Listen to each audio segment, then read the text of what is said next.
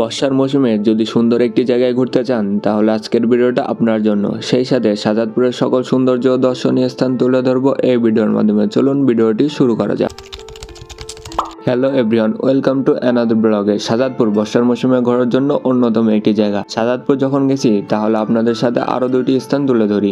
রবীন্দ্রনাথ কুঠিবাড়ি বাংলাদেশের সিরাজগঞ্জ জেলার শাহজাদপুর উপজেলায় অবস্থিত একটি ঐতিহাসিক স্থান। 30 টাকা দিয়ে টিকিট কেটে ভিতরে প্রবেশ করি। ভেবেছিলাম রবীন্দ্রনাথ ঠাকুরের ব্যবহৃত কিছু জিনিসপত্র দেখব, কিন্তু জাদুঘর বন্ধ থাকার কারণে তেমন কিছু দেখতে পারি নাই। বাইরের চারপাশটা ঘুরে দেখি। ঠাকুর পরিবার ব্রিটিশ আমলে শাহজাদপুর সহ অনেক জমিদার বাড়ির মালিক ছিল। রবীন্দ্রনাথ ঠাকুর নিজে একাধিকবার শাহজাদপুরে এসেছিলেন জমিদারি তদারকির জন্য। তিনি এখানে বসে অনেক কবিতা, গান, পত্র, গদ্য রচনা করেছিলেন। শাহজাদপুরে বসে ছিন্নপত্র গ্রন্থের বেশ কিছু চিঠি লিখেন। বর্তমানে এটি একটি ঐতিহাসিক ও দর্শনীয় স্থান হিসেবে পরিচিত। বাংলাদেশ সরকার এটিকে সংরক্ষিত স্থাপনা হিসেবে ঘোষণা করেছেন। বাংলাদেশ সরকার এটিকে দেখাশোনা এবং পরিচর্যা করেন। রবীন্দ্রনাথ ঠাকুরের জন্মদিনে এখানে বিভিন্ন ধরনের মেলা হয়, আপনারা চাইলে সেদিনও আসতে পারেন। এখান থেকে ঘুরে আমরা চলে যাই হযরত শাহ মখদুম রাদিয়াল্লাহু এর মাজারে। এটি শাহজাদপুরের পৌরসভার একটি প্রাচীন মাজার। ধারণা করা হয় হযরত শাহ মখদুম রাদিয়াল্লাহু এখানে ইসলাম প্রচারের জন্য এসেছিলেন। তার নাম অনুসারে শাহজাদপুর নামটি এসেছে বলে মনে করেন ইতিহাসবিদরা।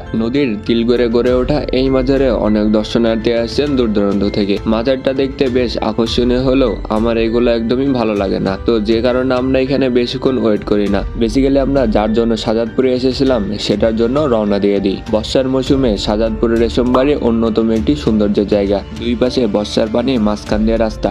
শাহজাদপুর গরু পালনের জন্য অন্যতম একটি জায়গা। গরুর যানজট পার করে চলে যাচ্ছি সেই সুন্দরতম দৃশ্য দেখতে। শাহজাদপুরের রেশমবাড়ি বর্ষাকালে অফুরন্ত সবুজ আর প্রাকৃতিক সৌন্দর্য ভরে ওঠে।